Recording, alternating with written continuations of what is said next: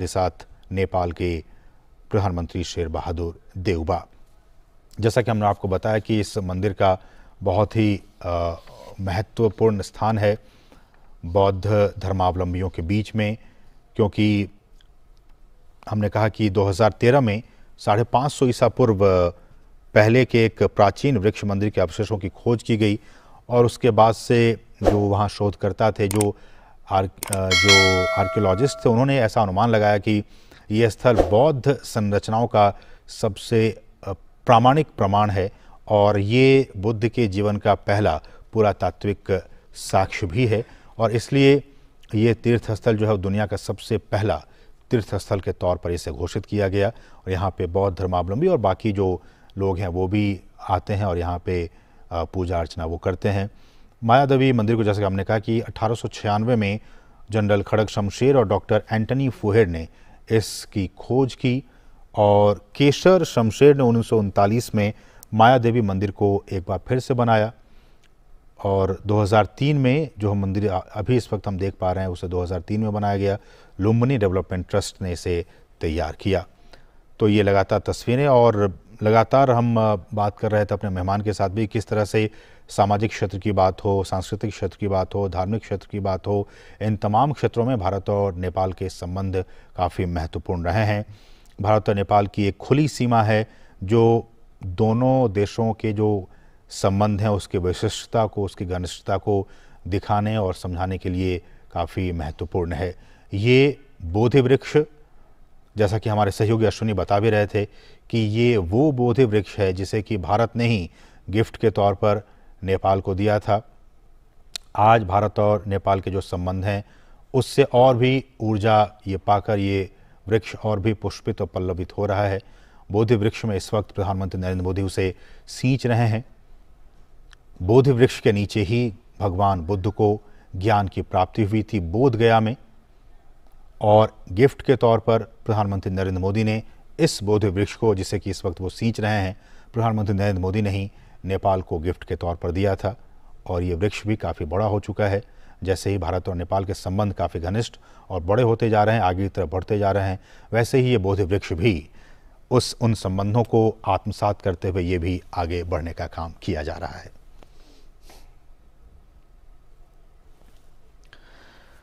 सामाजिक क्षेत्र की बात हम कह रहे थे, जैसा कि हमने कहा कि भारत और नेपाल की खुली सीमा है और दोनों देशों के संबंधों की एक विशिष्टता है कि किस तरह से एक देश के लोग दूसरे देशों में, खासकर नेपाल में जा सकते हैं, नेपाल के लोग हिंदुस्तान में आ सकते हैं, आवागमन में काफ़ी सुगमता रहती है, लोग यहाँ पे आते जाते हैं, पारिवारिक संबंध हैं, शादी विवाह के संबंध यहाँ पे रहते हैं और ये एक तरह से काफ़ी महत्वपूर्ण इस लिहाज से भी। और इसलिए कहा जाता है कि भारत और नेपाल के जो संबंध हैं वो डिप्लोमेटिक और पॉलिटिकल लेवल के अलावा भी एक बेटी रोटी का जो संबंध है, रिश्ता है, वो इसे नाम दिया गया है भारत और नेपाल के संबंधों को। और आज शाम में प्रधानमंत्री नरेंद्र मोदी जब लुम्बिनी से वापस आएंगे तो कुशीनगर भी जाएंगे। जैसा कि हमने कहा कि कुशीनगर में भगवान बुद्ध का जो महापरिनिर्वाण है वो स्थल है और वहाँ पे प्रधानमंत्री आज जाएंगे इस कार्यक्रम के बाद। अभी फिलहाल वो लुम्बिनी में है, मायादेवी मंदिर के प्रांगण में आप इस वक्त देख पा रहे हैं। पूजा के दौरान ऐसा कहा जा रहा है कि कुशीनगर स्थित विभिन्न देशों के जो मोनेस्ट्री हैं, जो बुद्ध मंदिर हैं, उसके धर्मगुरु भी वहाँ पे मौजूद होंगे और ये भी कहा कि बौद्ध धर्म के प्रवर्तक भगवान बुद्ध का आज ही के दिन जन्म हुआ था और आज देश विदेश में बैसाख बुद्ध पूर्णिमा के तौर पर आज का दिन ये मनाया जा रहा है। आज ही के दिन उनको ज्ञान की प्राप्ति भी हुई थी बोध गया में बोधि वृक्ष के नीचे और आज ही के दिन बुद्ध पूर्णिमा के दिन ही वो उनका महापरिनिर्वाण हुआ था। इसलिए इसे त्रिविध पावनी भी कहा जाता है। तीनों ही चीज़ें, उनका जन्म, उनका महापरिनिर्वाण और उनकी ज्ञान की प्राप्ति, इसलिए इसे त्रिविध पावनी कहा जाता है। और जैसा कि हमने आपको कुछ देर पहले दिखाया भी था कि जो बौद्ध भिक्षु हैं, जो बौद्ध लामा हैं, ये देखिए वो आगंतुक पुस्तिका है। प्रधानमंत्री नरेंद्र मोदी मायादेवी मंदिर के प्रांगण में हैं और जैसा कि हमें दिखाया कि उन्होंने पूजा अर्चना की, वो उस पवित्र कुंड के पास भी गए, उन्होंने बोधि वृक्ष में पानी डालने का भी, सींचने का भी काम किया और इस वक्त आगंतुक पुस्तिका में अपने दिल की बातों को, अपने मन की बातों को उसमें प्रकट करते हुए कि किस तरह से उनकी ये यात्रा और यहाँ आने के बाद उन्होंने कैसा महसूस किया, इस बात को वो दर्ज करते हुए अपने दिल की भावनाओं को कलम के जरिए कागज पर उकेरते हुए।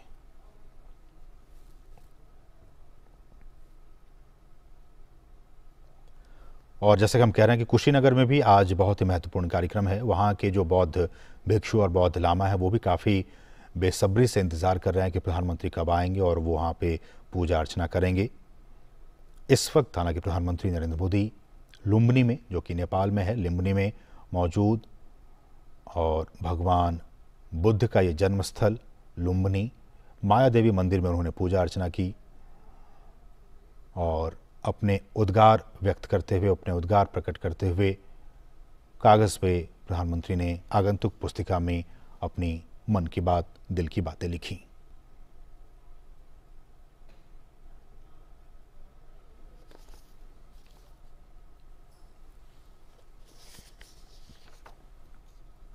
न सिर्फ सामाजिक और धार्मिक बल्कि आर्थिक क्षेत्र में भी भारत और नेपाल के संबंध काफ़ी महत्वपूर्ण हैं।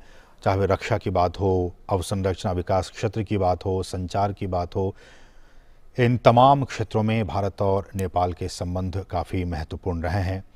भारत और नेपाल एक सबसे बड़ा व्यापारिक भागीदार भी है और विदेशी निवेश वहाँ काफ़ी मात्रा में भारत की तरफ से किया जा रहा है। सर झुकाकर प्रणाम और नमन करते हुए इस मंदिर को एक बार फिर से प्रधानमंत्री नरेंद्र मोदी और उनके बिल्कुल साथ साथ नेपाल के प्रधानमंत्री शेर बहादुर देउबा और उनकी धर्मपत्नी भी मौजूद इस यात्रा के दौरान।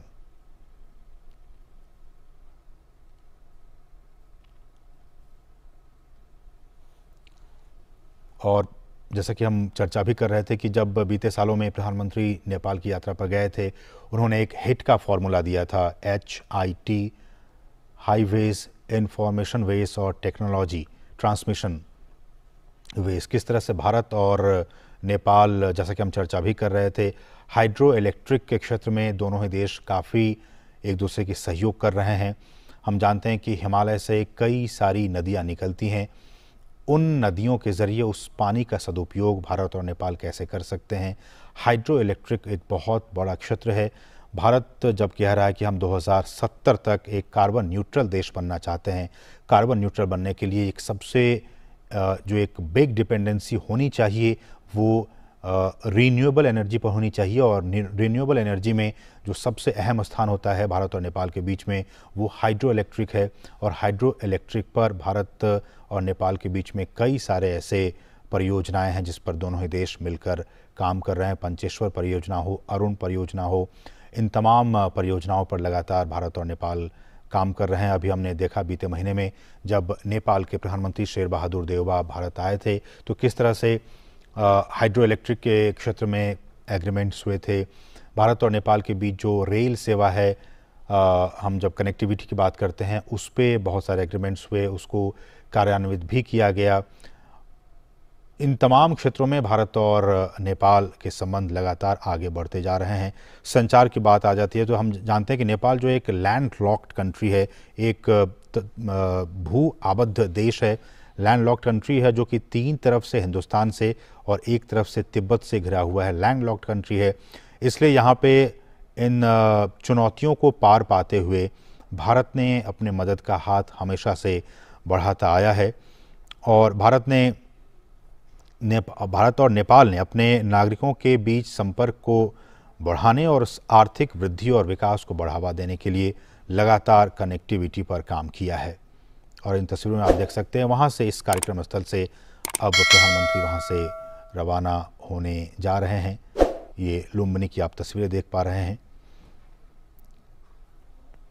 तो अभी आपने देखा किस तरह से प्रधानमंत्री वहाँ पे माया देवी मंदिर जाकर प्रधानमंत्री ने पूजा अर्चना की। और वहाँ पे जो बौद्ध धर्म के मतावलंबी हैं वो यहाँ पे हर साल आते हैं और यहाँ पूजा अर्चना करते हैं। और ये जो जगह है वो यूनेस्को की जो वर्ल्ड हेरिटेज साइट है उसमें भी ये इसे शामिल किया गया है। और हमने तस्वीरों में आपको दिखाया उस पवित्र कुंड को, उस पवित्र बागीचे को।